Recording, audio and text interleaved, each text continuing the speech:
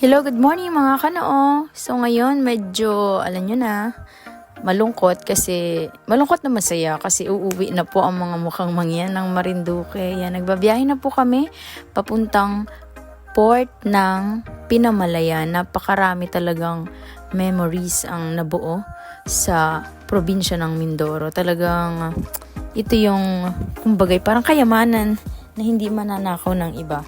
Kahit wala man tayong sapat na pera or budget, at least naging masaya ang ating bakasyon. Maraming tao ang tumulong. Ayan. Salamat sa pamilya ko dyan sa Bungabong. Ayan. Kay na Tita Jenny, Tito Danny, kay na Kuya Dek. Ayan. At syempre sa pamilya ni Sir Carlo. Ayan. Shout out sa kapatid ni Sir Carlo, kay na Ate Vic, kay na Bex. Ayan. Thank you sa pagpapatuloy sa inyong bahay.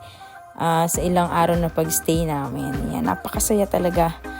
Libre ang pagliligo sa ilog. Ayan, kahit merienda lang yung dala mo, masaya magtubog at magbabad sa tubig, magkwentuhan ng mga bagay-bagay na talaga namang nakaka-relax ng utak. Kasi pagbalik mo talaga ng Marinduque, yan, mag-ready ka na ulit sa trabaho, sa pasukan. Talagang iintayin mo ulit mag-summer o intayin mo yung bakasyon na ibibigay sa'yo para makagala ka ulit ng matagal-tagal.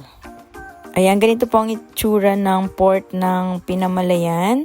Pagkatapos mo maglista doon sa bilihan ng ticket, ayan, mag-iintay ka ng signal kung kailan kayo aakyat ng bangka. Siyempre, yan, nakakita kami ng malunggay cheese, pandesal na sikat dito sa Mindoro.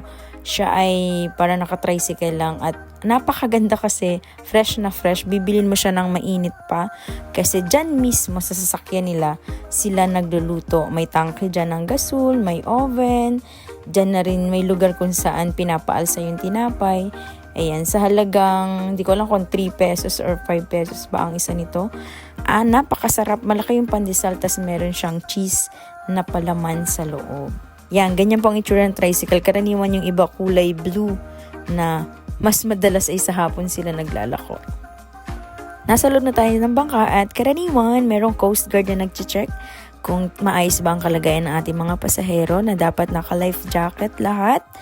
At syempre, isa-isang tinatawag ang pasahero para alam at bilang kung ilan ang sasakay sa bangka na sasakyan patungong Marinduque. Siksikan tayo ngayon kasi maraming pasahero at medyo malakas ang alon. Ayan, konti lang naman yan at meron pa rin mas malakas dyan na nakakailo. Kapag malapit na, makikita mo na ang isla ng Tres Reyes. Ayan, at syempre hindi mo wala yung bangka na iisa lang talaga ang katig. Pahirapan talaga pagbaba.